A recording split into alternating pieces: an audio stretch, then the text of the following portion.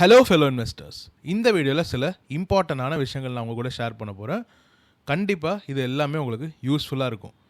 இங்கேருந்து Indian markets ஏன் கண்டிப்பாக நல்லா பெர்ஃபார்ம் பண்ணுங்கிற சில டேட்டா பாயிண்ட்ஸ் எடுத்துகிட்டு வந்து உங்ககிட்ட நான் ஷேர் பண்ண போகிறேன். கண்டிப்பாக அதை பார்த்தீங்கன்னா உங்களுக்கு ஒரு புது கான்ஃபிடன்ஸ் ரெஸ்டோர் ஆகும். அண்ட் ஃபார்மா செக்டரில் நம்ம ஃபாலோ பண்ணிட்டு இருக்கிற டாக்டர் ரெட்டி அண்ட் சிப்லாவோட ஏர்னிங்ஸ் ரிப்போர்ட் வந்திருக்கு. அதை பற்றி இந்த வீடியோவில் டிஸ்கஸ் பண்ணலாம். கோல்டில் இம்போர்ட் டியூட்டிஸை ஹைக் பண்ணியிருக்காங்க. அதனால கோல்டு ஜுவல்லரி ஸ்டாக்ஸ் எப்படி அஃபெக்ட் ஆகும், கல்யாண் ஜுவல்லர்ஸ் பற்றி ஒருத்தர் கேட்டிருந்தாரு, அதை பற்றியும் பார்க்கலாம். அண்ட் நிஃப்டி ஐடி செக்டர் கண்டினியூஸாக ஒரு டவுன்ஃபாலை நோக்கி போய்கிட்டு இருக்கு. நிஃப்டி ஐடி செக்டரில் நான் எதனால் இன்வெஸ்ட் பண்ணுறங்கிறதுக்கு சில இன்சைட்ஸ் உங்கள் கூட ஷேர் பண்ணுறேன். அண்ட் ராஜீவ் தக்கர் உங்கள் எல்லாருக்குமே தெரிஞ்சிருக்கும், PPFAS Parag Parikh financial advisory சர்வீசஸோட சீஃப் இன்வெஸ்ட்மெண்ட் ஆஃபீஸர். அவர் புதுசாக சில இன்ட்ரெஸ்டிங்கான ஐடியாஸ் ஒரு இன்டர்வியூவில் ஷேர் பண்ணியிருந்தார். அந்த இன்டர்வியூட லிங்க்கையும் நான் டிஸ்கிரிப்ஷனில் ஷேர் பண்ணுறேன். அதுலேருந்து ஒரு சின்ன கிளிப்பும் நான் உங்களுக்கு ப்ளே பண்ணி காட்டுறேன். கண்டிப்பாக உங்களுக்கு அதுவுமே இன்ட்ரெஸ்டிங்காக இருக்கும். இது எல்லாமே உங்களுக்கு யூஸ்ஃபுல்லாக இருக்கும் நம்பி தான் நான் ஷேர் பண்ணுறேன். வாங்க வீடியோக்குள்ளே போகலாம். ஃபஸ்ட்டு நம்ம வழக்கம் போல் ப்ராட் மார்க்கெட் இண்டெக்ஸஸ்லேருந்தே ஸ்டார்ட் பண்ணிடுவோம். நிஃப்டி 50 இன்றைக்கி ஃப்ளாட்டாக தான் வந்து ஓப்பன் ஆச்சு, ஃப்ளாட்டாக தான் முடிஞ்சிச்சு. பெரிய லெவலில் நம்மளால் வாலட்டிலிட்டி பார்க்க முடியல. பட் நெகட்டிவ்க்கும் பாசிட்டிவ்க்கும் மாறி மாறி போயிட்டு இருந்தது. Market is clearly directionless. Nifty next 50 அந்த அதர் ஹேண்ட் நீங்கள் நல்லாவே பெர்ஃபார்ம் பண்ணியிருந்தது. 0.85% க்ரீனில் முடிஞ்சிருக்கு. மிட் கேப் 0.63% க்ரீனில் முடிஞ்சிருக்கு. அண்ட் ஸ்மால் கேப் 0.3% க்ரீனில் முடிஞ்சிருக்கு. செக்டரெலாம் பார்த்தீங்கன்னா இன்றைக்கும் நிஃப்டி ஐடி செம்மடி வாங்கியிருக்கு. அதனால நிஃப்டி ஐடி பற்றி இப்போ பேசினா கண்டிப்பாக உங்களுக்கு யூஸ்ஃபுல்லாக இருக்கும். 1.13% ரெட்டில் முடிஞ்சிருக்கு. நிஃப்டி மெட்டல் இன்றைக்கி 3.18% க்ரீனில் முடிஞ்சிருக்கு. Best performing sector. Realty and financials இன்றைக்கி மோரல்லஸ் ஃப்ளாட்டாக தான் வந்து முடிஞ்சிருக்கு. தீமேட்டிக்காக நம்ம எப்போவுமே பார்க்குற கேபிட்டல் மார்க்கெட் இண்டெக்ஸ் பார்த்துரும். 0.69% க்ரீனில் முடிஞ்சிருக்கு. இந்த கேபிட்டல் மார்க்கெட்ஸ் இண்டெக்ஸ் பற்றி நான் உங்கள் கூட பேசணும்னு நினச்சிருந்தேன். இப்போவே நான் ஷார்ட்டாக சொல்லிடுறேன். ஆக்சிஸோட புது கேபிட்டல் மார்க்கெட்ஸ் NFO வருதுன்னு சொன்னாங்க. எனக்கு அதை பற்றி ஆக்சுவலி தெரியல. சில இன்ஃப்ளூயன்சஸ்லாம் அதை பற்றி டிஸ்கஸ் பண்ணியிருந்தாங்கங்கிற மாதிரி சொல்லியிருந்தாங்க.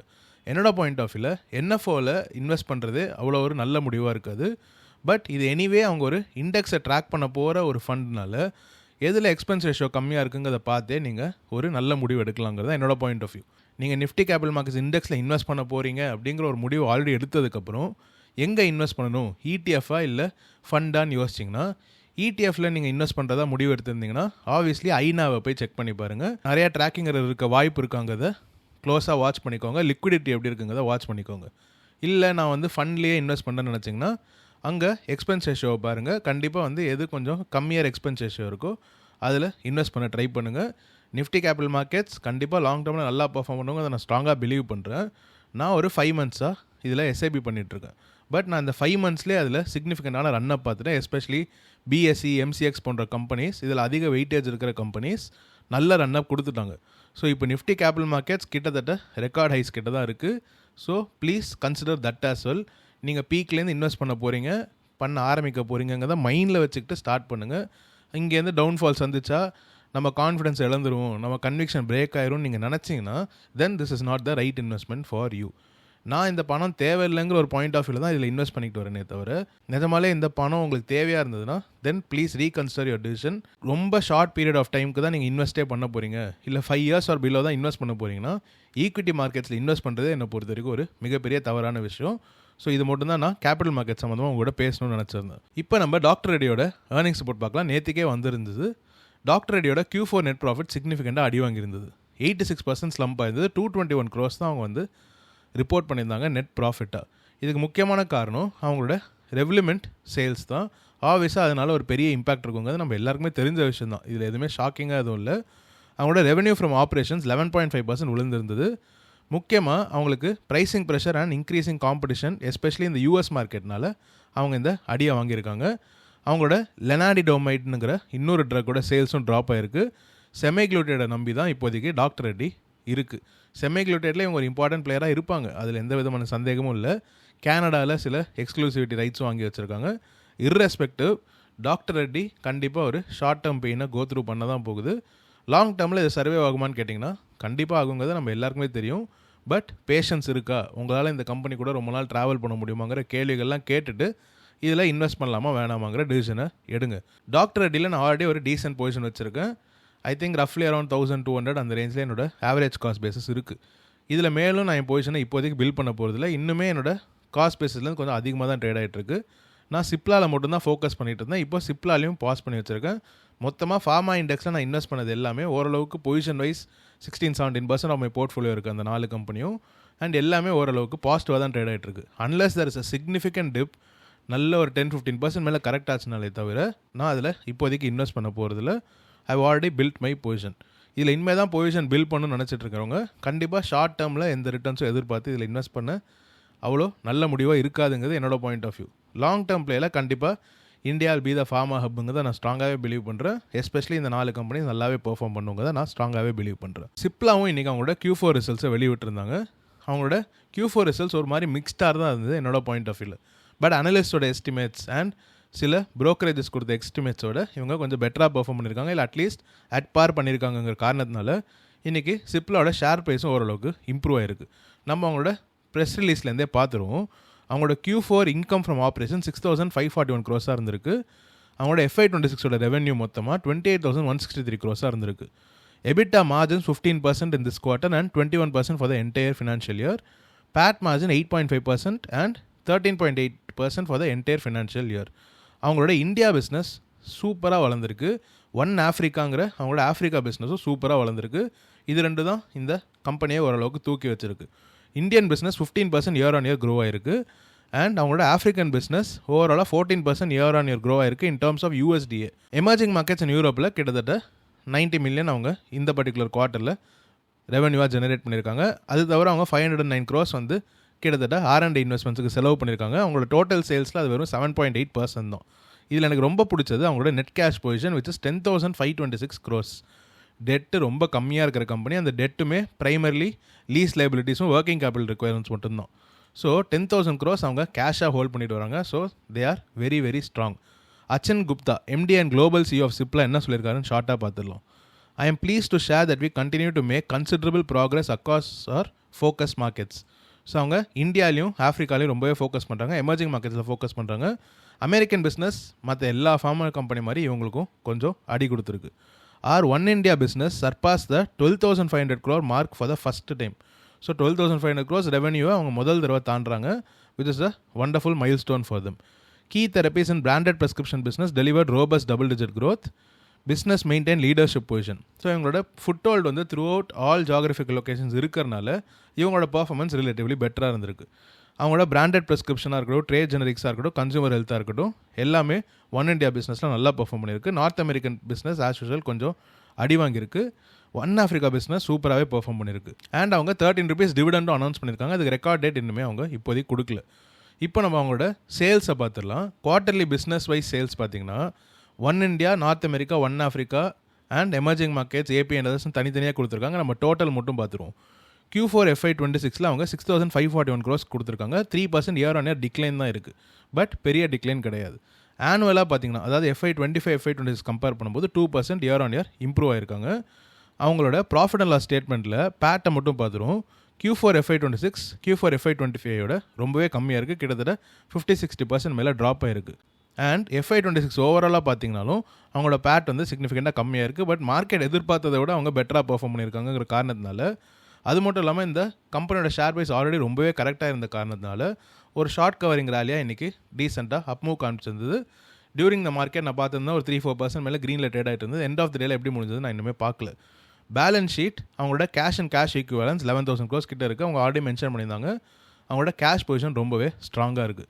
ஸோ ஓவராலாக சிப்லாவோட குவார்ட்டர்லி ரிப்போர்ட்னு பார்த்தீங்கன்னா பெரிய பர்ஃபார்மன்ஸ் எதுவுமே இல்லை. But they are already at value territory. Cipla long டேர்மில் கண்டிப்பாக இது எல்லாமே டர்ன் அரவுண்ட் பண்ணுவாங்க. அவங்களோட அதர் பிஸ்னஸஸ் இன்க்ளூடிங் US பிஸ்னஸும் நல்லா பர்ஃபார்ம் பண்ணும். இவங்களோட பிராண்டட் ப்ரெஸ்கிரிப்ஷனாக இருக்கட்டும், இல்லை ஜெனரிக்ஸாக இருக்கட்டும், எல்லாத்துலேயுமே இவங்க ஒரு ஸ்ட்ராங் ஃபுட் ஹோல்ட் வச்சிருக்காங்க. ரெஸ்பிரேட்டரி ட்ரக்ஸில் ஒன் ஆஃப் த லீடிங் பிளேஸாக இருக்காங்க. Cipla historically has always perform well. So இந்த கம்பெனி மேலே எனக்கு எந்த விதமான சந்தேகமே கிடையாது.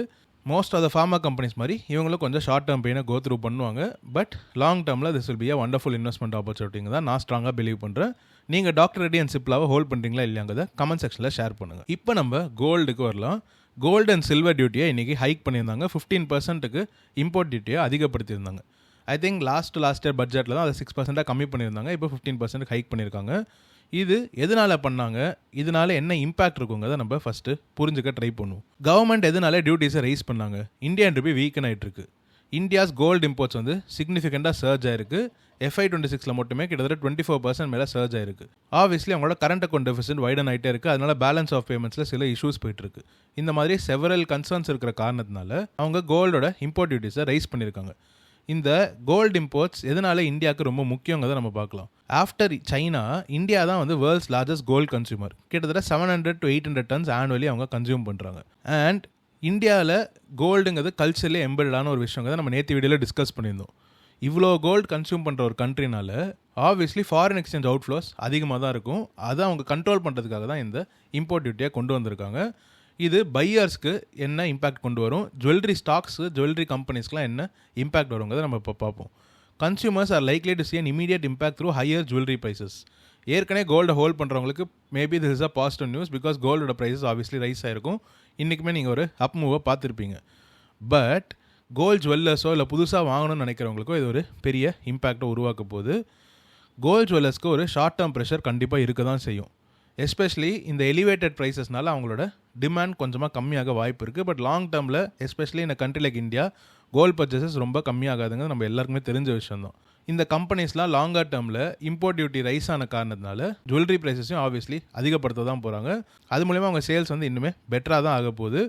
அது மட்டும் இல்லாமல் இந்த மந்த்லி SIP மாதிரி கோல்டில் ஷீட் கொடுக்குறாங்க, நீங்கள் பாயிண்ட்ஸ் அப்புறமா எடுத்துக்கலாம், அன்னி ப்ரைஸில் நீங்கள் கோல்டு வாங்கிக்கிற மாதிரிலாம் சொல்லி விற்கிறாங்கல்ல, அதெல்லாமும் ஆப்வியஸ்லி இப்போது அதிகப்படுத்துவாங்க. மக்களிடையே அந்த ஒரு ப்ரெஷரை உண்டாக்கி இப்போவே நீங்கள் வாங்கிடுங்க, கோல்டு விலை இன்னும் ஏறிட்டு போகுங்கிற ஒரு ஃபியரை உண்டாக்கி ஆப்வியஸ்லி அதெல்லாமும் புஷ் பண்ணுவாங்க. So gold jewellery companies short term to medium டேர்மில் கூட பெயின் இருந்தாலும் கண்டிப்பாக தே வில் சர்வைவங்க தான் நான் ஸ்ட்ராங்காகவே பிலீவ் பண்ணுறேன்.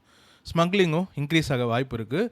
ஸோ இப்போது இன்வெஸ்டர்ஸ் என்ன பண்ணணுங்கிறத நம்ம இப்போ பார்ப்போம். கோல்டு ஜுவல்லரி ஸ்டாக்ஸில் இப்போ இன்வெஸ்ட் பண்ணலாமா, எந்தெந்த கம்பெனிஸ் அட்ராக்டிவாக இருக்குங்கிறதெல்லாம் உங்களுக்கு ஒரு வீடியோ வேணும்னா கமெண்ட் செக்ஷனில் சொல்லுங்கள். நான் கண்டிப்பாக நாளைக்கோ இல்லை இந்த வீக்கில் ஒரு வீடியோ அதுக்கு அப்டேட் பண்ணுறேன். இந்த வீடியோவில் நம்ம கல்யாண் ஜுவல்லர்ஸை மட்டும் மேலோட்டமாக பார்த்துடலாம். ஆல்ரெடி கோல்டு ஜுவல்லரி பர்ச்சேஸஸை கம்மி பண்ணுங்கன்னு பிரைம் மினிஸ்டர் சொல்லியிருந்தார். அப்புறம் இப்போது இம்போர்ட் டியூட்டியும் ஹைக் ஆயிருக்கு. So back to back jewellery ஸ்டாக்ஸ்லாம் அடி வாங்கியிருக்கு. கல்யாண் ஜுவல்லரிஸ் இன்றைக்குமே கிட்டத்தட்ட 4-5% மேலே ரெட்டில் தான் ட்ரேட் ஆகிட்டு இருந்தது. எண்ட் ஆஃப் த டேல ஒரு ரெக்கவரி காமிச்சிருக்கு. 355 rupeesல ட்ரேட் ஆகிட்டு இருக்கு, 26.7p ட்ரேட் ஆகிட்டு இருக்கு. கல்யாண் ஜுவல்லரியோட ஷேர் ப்ரைஸ் மூவ்மெண்ட்டும் அவங்களோட ஏர்னிங்ஸ் மல்டிபிள் வச்சு ஒரு இன்ட்ரெஸ்டிங்கான விஷயம் நான் பார்த்துருந்தேன். You will definitely find it interesting. Kalyan jewellers around 2022 October அந்த டைமில் கிட்டத்தட்ட 70 ரூபா 100 ரூபா கிட்ட ட்ரேட் ஆகிட்டு இருந்திருக்காங்களா. அவங்களோட ப்ரைஸ் டர்னிங்ஸ் ஆக பாருங்கள், இதே 27-26 இருந்திருக்கு. அங்கேருந்து ஷேர் ப்ரைஸ் ஒரு சூப்பரான ரேலி கொடுத்தது. 2023 ஆரம்பித்து என்டையர் மார்க்கெட் பீக் கிடைக்கும் போது கல்யாண் ஜுவல்லர்ஸ் ஒரு பீக் கிடைச்சது. கிட்டத்தட்ட 700 rupees வரைக்கும் போச்சு, 780 rupees. 3rd Jan 2025 அவங்களோட ஆல் டைம் ஹைஸ். அப்போ அவங்க PE ரேஷியோ வாஸ் அட் 127. அங்கேருந்து அவங்களோட PE ரேஷியோ டீரேட் ஆக ஆரம்பிச்சதா. ஆனால் ஷேர் ப்ரைஸ் என்ன இருக்குது, ஒரு சிக்னிஃபிகண்ட் ஃபால் சிங்கிள் டேல பார்த்துட்டு கிட்டத்தட்ட ஒரு கன்சாலிடேஷன் போட்டுட்ருக்கு for the last 1.5 years. PE ratio அந்த அதர் ஹேண்ட் கம்மியாகிட்டே வருது. அது அப்படியே ஷேர் ப்ரைஸ் ஒரே இடத்துல இருக்கும்போது PE ரேஷியோ கம்மியாகிட்டே வரும். இங்கே தான் நம்ம அந்த ப்ரைஸ்க்கும் அந்த கம்பெனியோட ஏர்னிங்ஸ்க்கும் இருக்கிற வேறுபாடாக பார்க்க போகிறோம். அக்டோபர் 2022 26 times ஏர்னிங்ஸ் இருக்கும்போது கல்யாண் ஜுவல்லர்ஸ் 100 ரூபாயில் ட்ரேட் ஆகிட்டு இருந்தது. இப்போவும் கிட்டத்தட்ட 26 times ஏர்னிங்ஸில் தான் ட்ரேட் ஆகிட்டு இருக்கு. ஆனால் கல்யாண் ஜுவல்லர்ஸ் 355 ரூபாயில் இருக்குது. இதுக்கு முக்கிய காரணம் அவங்க ஏர்னிங்ஸ் அதிகமாக இருக்குது. இந்த கம்பெனி ஜெனரேட் பண்ணுற earnings per share or total earnings obviously ரொம்பவே ரைஸ் ஆகிருக்கு. ஸோ இப்போ நம்ம சிம்பிளாக பார்த்துக்கலாம். ஒரு பக்கம் ப்ரைஸ் இருக்குது, இன்னொரு பக்கம் ஏர்னிங்ஸ் இருக்குது. ஏர்னிங்ஸ் வளர வளர ஷேர் ப்ரைஸை ஏற்றிக்கிட்டே போனாங்க. ஆனால் மார்க்கெட் ரொம்ப உற்சாகமாகி ஏர்னிங்ஸ் வளரதை விட ஷேர் ப்ரைஸை ரொம்ப ஹைட்டில் கொண்டு போய் வச்சுட்டாங்க, பீக்கில் கொண்டு போய் வச்சுட்டாங்க. ஆனால் கல்யாண் ஜுவல்லர்ஸால் இதே லெவலில் க்ரோ பண்ண முடியாதுன்னு தெரிஞ்சதுக்கப்புறம், இல்லை ஏதாவது ஒரு மைனர் ஹிக்கப் வந்ததுன்னு தெரிஞ்சதுக்கப்புறம் ப்ரைஸை பொத்துன்னு போட்டு அடிச்சிட்டாங்க. இப்போவுமே ஏர்னிங்ஸை விட ஷேர் ப்ரைஸ் அதிகமாக தான் இருந்தது ஈவன் ஆஃப்டர் த ஃபால். ஆனால் அதே ரேஞ்சிலே ப்ரைஸ் அப்படியே இருக்கும்போது லாஸ்ட் ஒரு 1.5 years ஒரு 3-4 quarter அவங்க ஏர்னிங்ஸை கொண்டு வந்துக்கிட்டே இருந்திருக்காங்க. ஓரளவுக்கு அவங்க ஏர்னிங்ஸை வளர்த்துட்டு இப்போது ஒரு தராசில் ஈக்குவலாக வச்ச மாதிரி ஆக்கிட்டாங்க. இப்படி தான் நம்ம சிம்பிளாக ப்ரைஸ் டர்னிங்ஸை புரிஞ்சுக்கணும். ஸோ ஷேர் ப்ரைஸ் ஒரே இடத்துல இருந்துக்கிட்டு ஏர்னிங்ஸ் வளர்ந்துக்கிட்டே இருந்ததுன்னா அந்த கம்பெனி வேல்யூவேஷன் வைஸ் இன்னுமே ரீசனபிள் ஆகிட்டே இருக்குங்கிறத நம்ம புரிஞ்சுக்கலாம். அதனால தான் நான் அடிக்கடி சொல்லுவேன், ஏர்னிங்ஸை வளர்த்துக்கிட்டே இருக்கிற கம்பெனி சூனர் ஆர் லேட்டர் அவங்களோட ஷேர் ப்ரைஸ் அந்த ஏர்னிங்ஸ்க்கு கேட்சப் ஆகும்.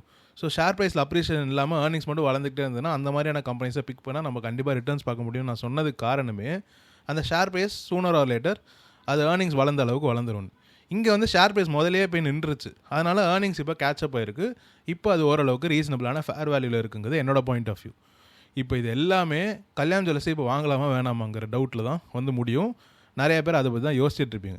கல்யாண் ஜுவல்லர்ஸ் நெக்ஸ்ட் ஃபியூ இயர்ஸ்க்கு என்ன ரேட்டில் அவங்க ஏர்னிங்ஸ் பர் ஷேரை க்ரோ பண்ணுவாங்கங்கிற கேள்விக்கு பதில் தெரிஞ்சதுன்னா இந்த ப்ரைஸ் டு ஏர்னிங்ஸ் மல்டிபிள் அதுக்கு அட்ராக்டிவாக இல்லையாங்கிறத நம்ம புரிஞ்சுக்கலாம். கல்யாண் ஜுவல்லர்ஸ் ஒரு 15 to 20% EPS growth rate கொடுத்தாங்கன்னா obviously 26.7p is very attractive. அவங்களால 10% தான் வளர்க்க முடிஞ்சதுன்னா 26p is obviously slightly expensive. அவங்களால நெக்ஸ்ட் ஃபியூ இயர்ஸ்க்கு க்ரோவே பண்ண முடியாது, கண்டிப்பாக சில இம்பேக்ட் இருக்கும் நீங்கள் நம்பினீங்கன்னா கல்யாண் ஜுவல்லர்ஸ் இந்த ப்ரைஸில் வாங்கவே முடியாது. ஸோ நீங்கள் எந்த இடத்துல இருக்கீங்க கமெண்ட் செக்ஷனில் ஷேர் பண்ணுங்கள். கல்யாண் ஜுவல்லர்ஸ், டைட்டன், அப்புறம் PN Gadgil, PC ஜுவல்லர்ஸ், இந்த மாதிரி நிறையா கம்பெனி இருக்குது ஜுவல்லரி சம்மந்தப்பட்ட ஸ்டாக். அப்புறம் நானே இதுக்கு ஸ்கை கோல்டுங்கிற ஒரு கம்பெனி டிஸ்கஸ் பண்ணியிருந்தேன். இது எல்லாமே கரெக்டாக இருக்குது. இந்த எல்லா கம்பெனிஸும் கோல்டு ஜுவல்லரி சம்மந்தப்பட்ட இருக்கிற எல்லா ஸ்டாக்ஸையும் நான் டிஸ்கஸ் பண்ணி ஒரு வீடியோ போடணுமா வேணாமான்னு நீங்கள் கமெண்ட் செக்ஷனில் சொல்லுங்கள். அப்போ நம்ம வந்து எல்லாத்தோட வேல்யூவேஷன் அனாலிசிஸும் பார்த்துட்டு டிசைட் பண்ணுவோம். நீங்கள் கல்யாண் ஜுவல்லர்ஸை ஹோல்ட் பண்ணுறீங்களா இல்லை வாங்கணும்னு நினச்சிட்டு இருக்கீங்களாங்கிறத கமெண்ட் செக்ஷனில் ஷேர் பண்ணுங்கள். இப்போ நம்ம நிஃப்டி ஐடிக்கு வரலாம். நிஃப்டி ஐடி லாஸ்ட் 2 டேஸாக கண்டினியூஸாக விழுந்துகிட்டே இருக்குது. நிறையா பேருக்கு சில டவுட்ஸ் உருவாகி இருக்கிறதுக்கான வாய்ப்புகள் இருக்குது.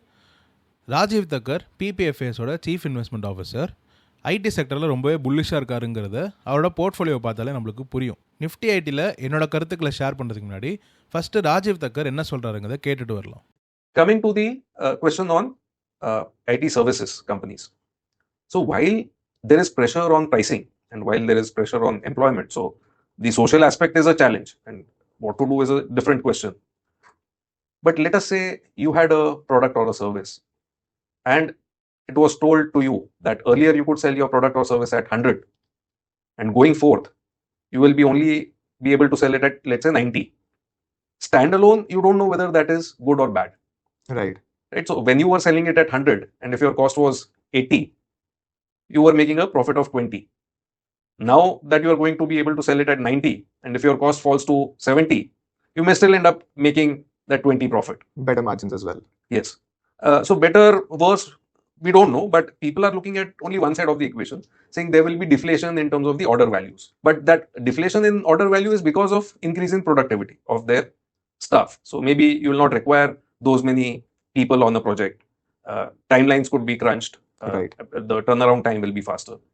What happens is when pricing of something comes down, there is demand elasticity. So a lot of projects which were not given out because in cost benefit analysis it was felt that it's not worth spending so much, a lot of those projects could become viable. So அவர் என்ன க்ளீனாக சொல்கிறாருன்னா, pricing power இந்த IT services கம்பெனிலாம் இழந்தாலுமே cheaper prices வந்து அன்டாப் மார்க்கெட்ஸை வந்து attract பண்ணும். இது வரைக்கும் இந்த சர்வீசஸ்க்கு இவ்வளோ பணம் கொடுக்கணுமான்னு யோசிச்சவங்களாம் இப்போ சீப்பராக இருக்குங்கிற காரணத்தினால உள்ளே வர வாய்ப்பு இருக்குது.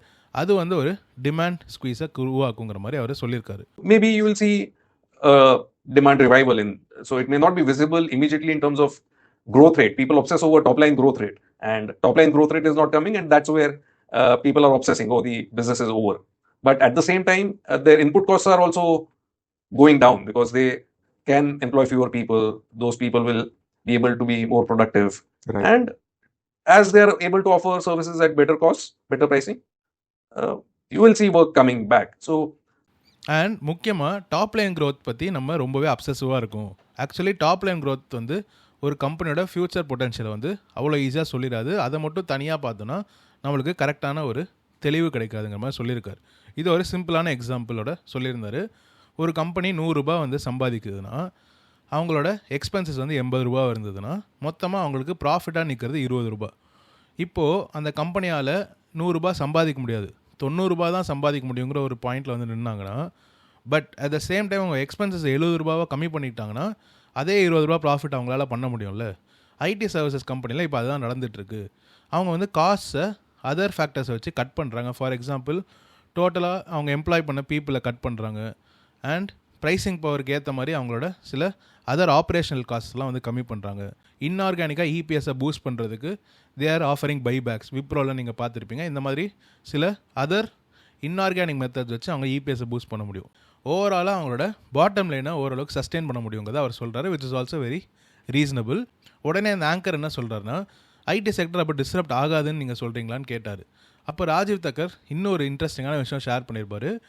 ஐடி செக்டர் இந்த மாதிரி பல ஃபேஸஸை கோ த்ரூ பண்ணியிருக்கு. ஒரு வாட்டியும் அது வந்து எமர்ஜ் ஆகி சர்வைவ் ஆகிருக்கு. இதுவும் ஒரு டிஃப்ரெண்ட்டான சுச்சுவேஷனாக இருக்காதுங்கிறத சொன்னார். அவர் வாயிலேருந்தே கேட்டுருவோம். ID services are cyclical in nature. They have had their up cycles and down cycles in the past. So Y2K was a big upcycle. That work came to an end, but internet took up a lot of slack. When internet crashed, there was some impact on IT services companies, and there was this shift from mainframes to client-server architecture, Correct. shift towards cloud, shift towards social media, analytics, those kind of things, Internet of Things, SaaS. All these have come and changed the underlying way of doing things. AI is one such thing where it will require some reinvention on the part of our companies. But I don't think that core IT function will go away. So 2000.com பபுளாக இருக்கட்டும், அதுக்கப்புறமா நடந்த several இஷ்யூஸாக இருக்கட்டும், எல்லாத்தையும் தாண்டி IT sector வந்திருக்கு. இந்த வாட்டியும் obviously short டேர்மில் தே வில் கெட் டிஸ்ரப்டட். அவங்களோட already existing traditional business disrupt ஆக செய்யுமே தவிர அவங்க அதுலேருந்து எவால்வ் ஆகி அவங்களோட பிஸ்னஸ் மாடலை கரண்ட் ட்ரெண்ட்ஸுக்கு ஏற்ற மாதிரி மாற்றிப்பாங்கங்கிறத அவர் சொல்கிறாரு. டாப் லைன் க்ரோத் கண்டிப்பாக அஃபெக்ட் ஆக தான் செய்யுது. ரெவென்யூ அவங்களுக்கு கம்மியாக வாய்ப்புகள் இருக்குது, இல்லை இதே லெவல்லே இருக்க வாய்ப்புகள் இருக்குது, எந்த விதமான க்ரோத்தும் இல்லாமல் இருக்க வாய்ப்புகள் இருக்குது. பட் அவங்களோட பிஸ்னஸ் மாடலில் அவங்க செய்கிற ட்வீக்ஸ்னால they will be able to survive and this won't be a structural impact on the entire functioning of the services செக்டருங்கிறத அவர் சொல்கிறார். எனக்கு இது ரொம்பவே ரீசனபிளான ஆர்குமெண்ட்டாக இருந்தது. நீங்கள் இதை பற்றி என்ன நினைக்கிறீங்க அதை கமெண்ட் செக்ஷனில் சொல்லுங்கள். நான் நிஃப்டி ஐடியில் ஐடி பேஸ் மூலமாக இன்வெஸ்ட் பண்ணுறேன். அப்புறம் 2-3 ஸ்மால் ஐடி கம்பெனிஸை நான் இண்டிவிஜுவல் ஸ்டாக்ஸாக வாங்கி வச்சுருக்கேன். இதில் எந்த கம்பெனி நல்லா பெர்ஃபார்ம் பண்ணும், நல்லா சர்வைவ் ஆக வாய்ப்புகள் இருக்குது, எந்த கம்பெனி காலி ஆகுங்கிறத நம்ம கெஸ் பண்ணுறதை விட்டுட்டு ஓவராலாக ஒரு டைவர்சிஃபைட் ஒரு போர்ட்ஃபோலியோ மாதிரி நம்ம இன்வெஸ்ட் பண்ணோன்னா it will be better, it will be சேஃபருங்கிற ஒரு பாயிண்ட் ஆஃப் வியூ நான் ஐடி பேஸில் இன்வெஸ்ட் பண்ணுறேன்.